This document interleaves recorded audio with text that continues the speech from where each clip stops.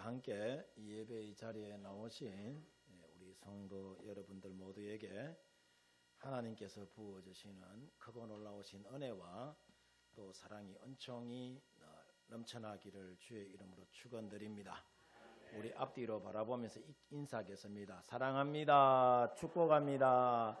더 잘됩니다. 라고 인사하겠습니다.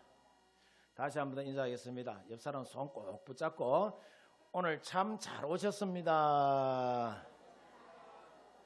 하나님의 은혜가 넘치기를 바랍니다. 인사하겠습니다.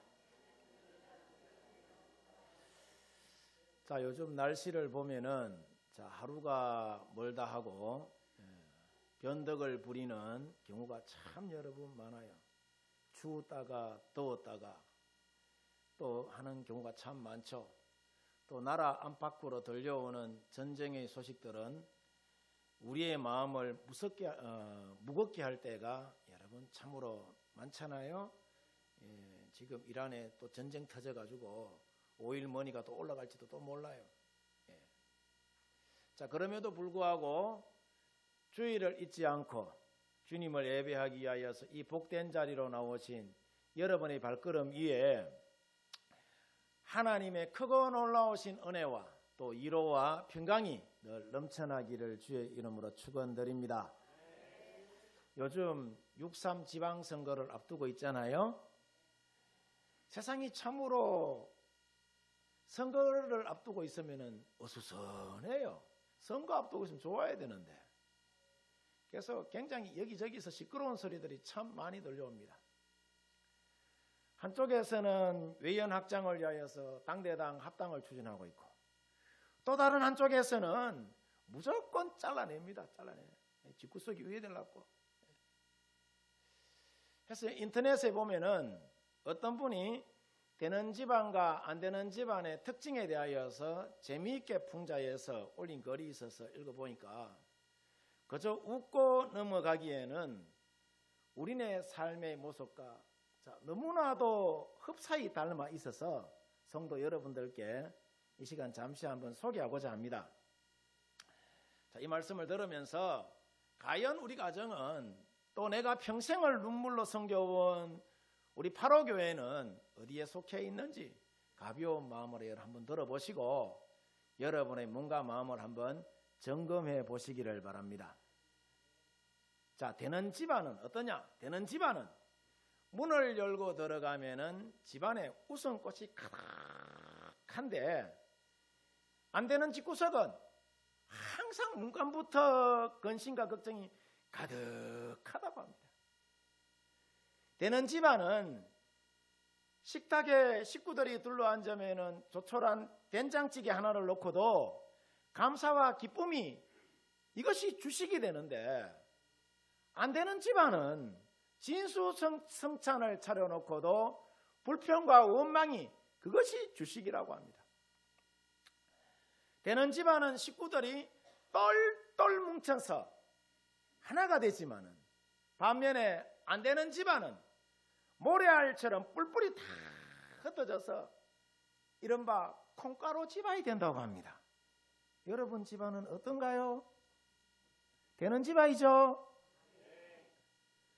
또 되는 집안은 어른을 공경하는 데 비하여서 안 되는 집구석은 식구들만, 그러니까 자식들만 공경한다고 해요. 자식이 요즘은 우상이 돼가지고 어른은 온데간데 없어요. 어른이 존경받는 시대가 이제 끝나버린 것 같아. 또 되는 집안은 어려운 일이 닥쳐도 그래도 잘 될 이유를 찾고 하나님이 도우셔서 감사한 이유를 찾아서 말하는데 안 되는 집안은 시작하기도 전에 지레짐작으로 안 될 이유만 수십 가지를 쭉 늘어놓는다고 해요. 되는 집안은 문제가 생겼을 때 아이고 나부터 잘해야지 내 탓이라라고 이야기하면서 자신을 돌아보는데 안 되는 집구석은 어떠냐? 손가락질하면서 너나 잘해라. 너 때문에 우리 집구석 망했다 라고 이야기하면서 상대방에게 끊임없는 비난을 여러분 퍼봐댄다고 합니다. 여러분 어떻습니까? 이 풍자적인 글을 들으면서 여러분의 가정은 되는 집안인 것 같습니까? 아니면은 안 되는 집안인 것 같습니까? 아멘이시죠? 예. 제가 목회자로서 간절히 바라는 것은 오늘 이 자리에 앉아 계신 여러분의 가정과 우리 교회가 사람의 알량한 힘이나 얄팍한 결심이 아니라 오직 예수님의 십자가의 은혜로 말미암아 늘 생기가 넘치는 되는 가정이 되고 되는 교회가 되어지기를 주의 이름으로 축원드립니다. 자, 그러면은 여러분, 자, 우리가 인생의 항원역에 다들 여러분 나이 많으신 분들 여기 계시잖아요. 자, 우리가 인생의 항원역에 서서 어떻게 해야 영적으로 되는 가정이 여러분 될 수 있느냐 하면은, 자, 그래 내 마음을 뜯어 고치고 오늘부터 내가 당장 긍정적으로 살아야지, 화내지 말아야지, 이렇게 주먹을 뿔 쥐고 다짐하면은 우리 가정이 여러분 되는 가정이 되느냐? 자, 우리가 이런 마음 먹는다고 해서 되는 인생 여러분 되는 게 아니라, 자, 보세요. 며칠 아니라 단 하루도 못 가서 누군가가 나의 이 욱하는, 여러분 다 욱하는 마음 있잖아요. 욱하는 이 자존심 끌고 대면은 또 와라 무너져 내리는 것이 우리의 연약한 인간의 뭐다? 본성이에요. 본성. 은혜를 실컷 받았는데 예배당 와가지고 예배당 문 딱 나서자마자 누군가가 내 심장을 확 힘이 돼. 그러면은 마음 먹었던 것이 와르르 내려앉아. 그게 우리 인간의 본성이라는 거라. 오늘 우리가 함께 읽은 로마서 8장을 보면은 그 연약함을 이겨낼, 자, 분명하고도 완벽한 해답이 그 가운데 기록되어져 있어요. 자, 설교 잘 들으시기를 바랍니다. 내 마음이 안 흔들리려면 잘 들으셔야 돼요. 자, 성경 66권이 모두 버릴 것이 없는 하나님의 거룩한 말씀이지만은, 자, 옛날부터 훌륭한 신학자들과 믿음의 선배들은 로마서 8장을 유독히 사랑하고 아껴왔어요. 루터교를 창시한 필립 스페너는 성경 전체를 하나의 금반지라고 한다면은 로마서는 그 반지에 박힌 보석이요, 또 로마서 8장은 보석 중에서도 가장 눈부시게 빛나는 다이아몬드와 같다라고 이야기를 해요. 로마서 8장이 중요하다는 이야기예요, 안 중요하다는 이야기예요? 중요하다는 이야기예요. 그래서 지난번에 우리 김용대 장로님 로마서 8장을 막 통째로 다 얕보더라고. 여러분 안 들어보셨는가 봐. 장로님 기회가 되면 다시 한 번 더 외워보시길 바랍니다. 얼마나 은혜를 많이 받았는지 몰라요. 예. 그래서 오늘은 이토록 은혜로운 로마서 8장의 빛나는 말씀을 통하여서 우리가 어떻게 해야 내 의지를 뛰어넘어서 영적으로 승리하며 또 되는 집안의 복된 삶을 내가 살아갈 수 있는지, 그것을 함께 살펴보면서 주신 은혜를 여러분 한번 나눠보고자 합니다. 자, 첫 번째로 예수님 안에 있는 자에게는 결코 정죄함이 없다는 사실을 우리가 가장 깊이 믿어야 합니다. 여러분, 우리가 평생 예수님을 믿고 누리는 수많은 축복 중에서 가장 위대하고 놀라운 축복이 여러분 뭐냐 하면은, 자식들이 세상에서 출세하는 것도 아니고 내 몸의 병이 여러분 씻은듯이 낫고 내 통장에 은행 잔고가 늘어나서 부자가 되는 것이 여러분 아니에요. 물론 이런 것도 감사할 일이고 중요한 일이지만은 가장 위대하고 큰 축복이 뭐냐? 우리가 거룩하신 하나님 앞에서 결코 정죄함을 받지 않는다는 사실입니다. 아멘입니까? 오늘 본문 성경 말씀 로마서 8장 1절에서 2절을 보면은, 그러므로 이제 그리스도 예수 안에 있는 자에게는 결코 뭐가 없다?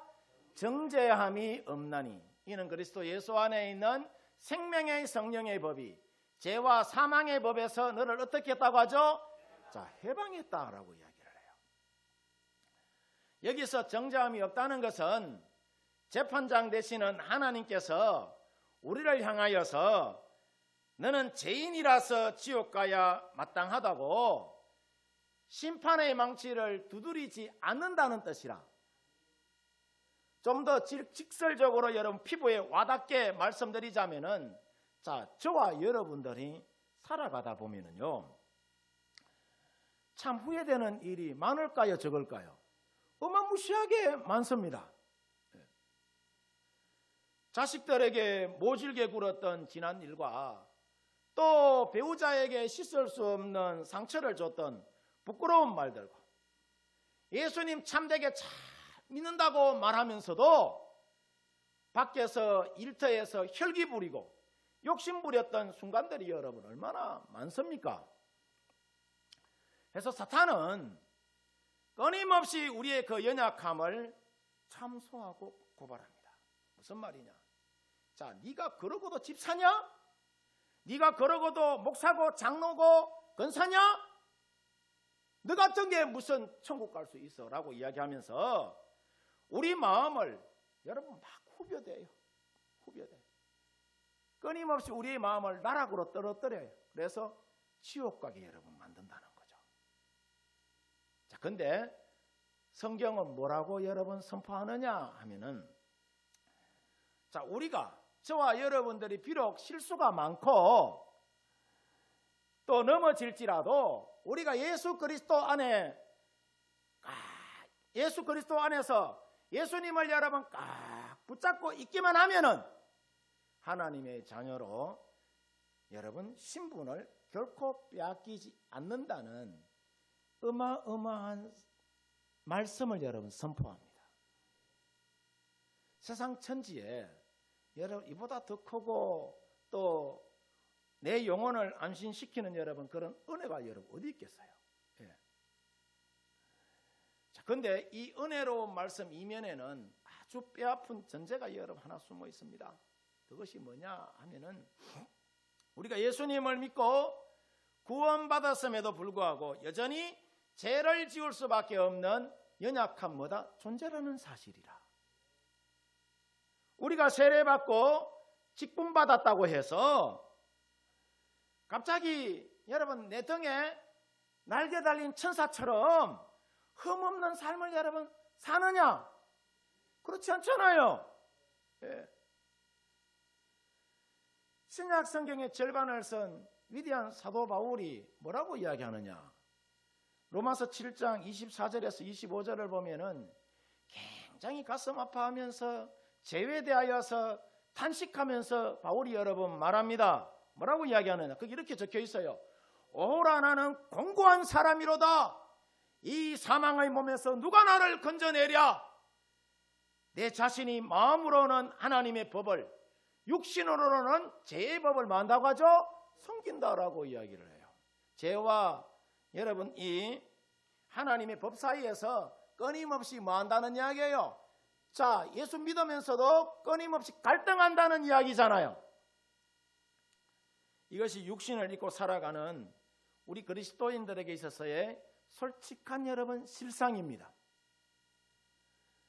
머리로는, 마음으로는 교회 와서 목사님 말씀 들으니까 이번 주에는 말씀대로 살아야지, 집에 가거든 며느리를 사랑해야지, 그동안 구박했는데 남편을 내가 용서해야지, 수백 번 다짐하고 또 다짐합니다.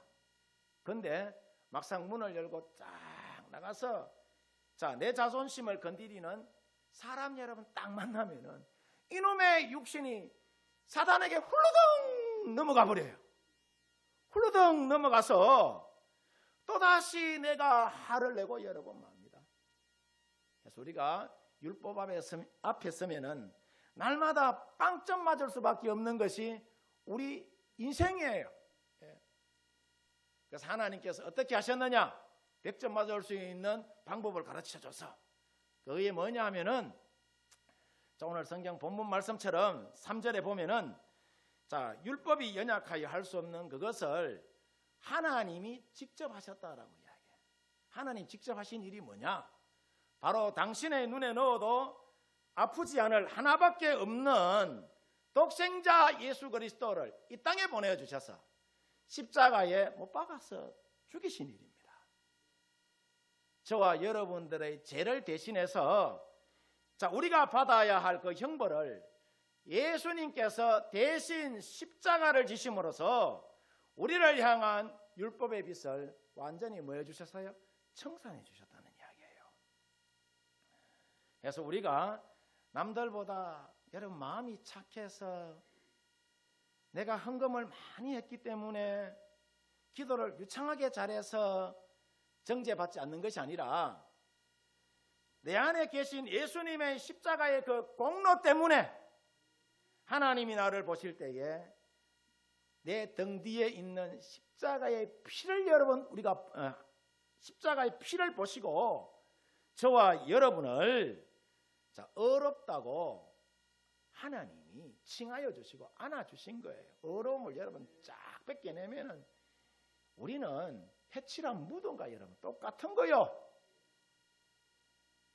이와 같은 크고 놀라운 십자가의 은혜는 자, 내가 늙고 병들고 연약해져도 결코 나를 포기하지 않기 때문에 하나님의 사랑을 가장 깊이 여러분 우리가 믿고 나가시기를 주의 이름으로 축원드립니다. 그 다음 여러분 두 번째 십자가의 참된 은혜를 누리는 사람은 반드시 성령의 인도하심에 순종하며 살아가는 사람이라. 우리가 예수님 안에서 정죄받지 않는다는 이 말씀은 참으로 은혜 중에 여러분 은혜죠. 자, 그런데 오늘날 교회 안에서 이 위대한 십자가의 복음이 세상 사람들에게는 가끔 조롱거리가 되고 손가락질 받는 여러분 이유가 있어요. 그 이유가 여러분 뭐냐 하면은 제대로 된 여러분 회개가 없으니까 세상 사람들로부터 우리가 예수 믿으면서도 조롱받고 멸시받는 것입니다. 예를 들자면 이런 거예요. 어떤 분들이 자, 명백하게 세상에서 나쁜 짓을 저지르고도 남의 마음에 피눈물 나는 상처를 주고도 사람들이 이렇게 말한다는 거라. 뭐라고 이야기하느냐? 나는 예수님 믿고 이미 구원받았어. 하나님이 내 과거의 죄와 현재의 죄와 미래의 죄까지 다 용서하셨으니 나는 정죄함이 없다면서 아주 그러니까 뻔뻔하게 살아간다는 거라. 상처받은 사람에게 미안하다는 사과 한마디 하지 않는다는 이야기라. 세상 사람들이 이런 우리의 모습을 보면서 뭐라고 여러분 말할까요? 위선자라 말하지 않을까요? 저런 사람이 믿는 예수라면은 차라리 내 주먹을 믿겠다면서 비난하고 아마 조롱할 것입니다. 자, 그러면은 왜 이런 가슴 아픈 일들이 자, 우리 예수 믿는 사람들 가운데 벌어지느냐 하면은 피 묻은 십자가의 은혜를 그저 내 편의대로 내 지식으로만 받아들이기 때문에 여러분 그런 거예요. 여러분 정죄함이 없다는 이 선언은 내 멋대로 죄짓고 살아가도 된다는 면죄부가 여러분 아니에요. 우리가 진정으로 예수님 안에 여러분 들어갔다면은 내 마음의 중심에는 반드시 성령 하나님이 찾아와 계셔야 하는 거예요. 아멘이십니까? 그러면 내 안에 성령이 계시면은 우리가 어떻게 여러분 반응하게 되느냐? 우리가 연약하여서 내가 막 똥꼬집을 부리며 죄를 지을 때 있잖아요. 그때 성령님이 우리를 그냥 여러분 내 안에 성령이 계시다면은 내버려 둘까요? 절대로 내버려 두지 않습니다. 거룩한 불편함을 우리에게 주세요. 우리 양심을 강하게 여러분 치시고 마음의 찔림을 여러분 주십니다. 죄짓고 밤에 여러분 자리 누우려면은 네가 낮에 그 사람에게 한 말이 너무 심하지 않느냐? 이런 여러분 생각을 주세요. 네가 그리스도인인데 그래도 예수 믿는 사람인데 그래야 되겠느냐라고 이야기하면서 견딜 수 없는 애통함을 여러분 예수 믿는 사람이라면 우리 가운데 주세요. 그래서 다음날 여러분 이 새벽 제단에 나와서 눈물로 회개하게 하고 내가 상처 준 사람에게 쑥스럽지만 찾아가서 이보게 내가 미안했네. 십자가의 은혜를 아는 내가 참으로 부족했다면서 진심으로 여러분 용서를 구하게 만듭니다. 누가? 내 안에 계신 성령님이 말이에요. 이렇게 우리의 삶의 방향을 거룩하게 돌이키게 하는 분이 누구냐? 바로 성령 하나님이시라. 그래서 우리는 그 성령 하나님을 이렇게 노래합니다. 성령 하나님 나를 만지소서 상하고 깨어져 지친 나를 새롭게 하소서 성령의 바람 시들은 내 영 살리소서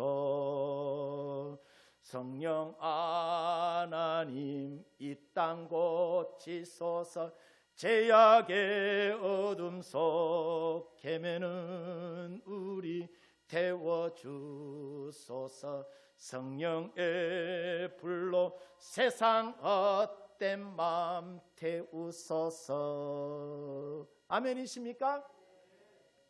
이처럼 성령은 우리의 죄를 깨끗하게 하시는 분이 바로 내 안에 계시는 성령 하나님이십니다. 그래서 히브리서 12장 8절 여러분 보면은 자 징계는 다 받는 것이거늘 너희에게 없으면은 뭐요? 사생자요 친아들이 아니다라고 이야기한다. 그죠? 자 이처럼 성령 하나님은 우리 믿음의 자녀들이 믿음의 길에서 어긋나고 여러분 곁길로 가면은 사랑의 매를 들어서 언제나 뭐 하시는 분이다? 징계하시는 분이세요. 여러분 자녀 키울 때에 자녀들이 똑바로 여러분 살지 않고 어긋나면 어떻게 합니까? 사랑의 매를 톡톡 하고 대잖아요. 뭐 안 된 것처럼 이야기하네. 자, 내 마음에 여러분 성령 하나님도 마찬가지예요. 우리가 죄를 짓고 하나님이 예비하신 여러분 그 길로 걷지 못하면은 내 마음에 기쁨이 싹 메말라 버리게 하시고 가슴에는 평안이 여러분 깨어지게 만듭니다. 왜 그렇게 하시느냐 하면은 미워서 그렇게 하는 것이 아니라 너무나도 눈물겹게 저와 여러분을 사랑하기 때문에 속히 죄악의 길에서 돌이켜서 생명의 길로 돌아오라고 부르시는 하나님 아버지의 애타는 여러분 사랑이에요. 예. 자 보세요. 수영을 아무리 여러분 못하는 사람도 훌륭한 수영 코치가 곁에 딱 붙어서 이끌어주면은 자 물에 빠져 죽을까요? 안 빠져 죽을까요? 안 빠져 죽죠. 빠져 죽을 확률이 별로 없어요. 양이 아무리 눈이 어둡고 다리에 힘이 없어도 능력이 많은 목자가 지팡이를 들고 함께 걸어가면은 자 늑대에게 잡히 먹을까요? 안 잡히 먹을까요? 잡히 먹을 확률이 아주 낮습니다. 이것은 우리 신앙생활도 다르지 않습니다. 똑같습니다. 우리가 비록 자 주름지고 연약한 육신을 입고 저와 여러분들이 살지만은 내 안에 찾아오신 성령 하나님이 나와 늘 동행하시고 내 거친 손을 꽉 붙잡아 주시면은 우리는 더 이상 죄에 여러분 질질 끌려다니는 노예가 아니라 넉넉히 이기는 승리자가 되는 줄 믿습니다. 바라기는 우리 성도님들 모두가 날마다 내 안에서 나를 바른 길로 이끄시는 그 성령 하나님의 세미한 음성에 귀를 기울이면서 순종의 삶을 살아가는 성도 여러분들 되어지기를 주의 이름으로 축원드립니다. 축원드립니다. 자, 기도하도록 하겠습니다.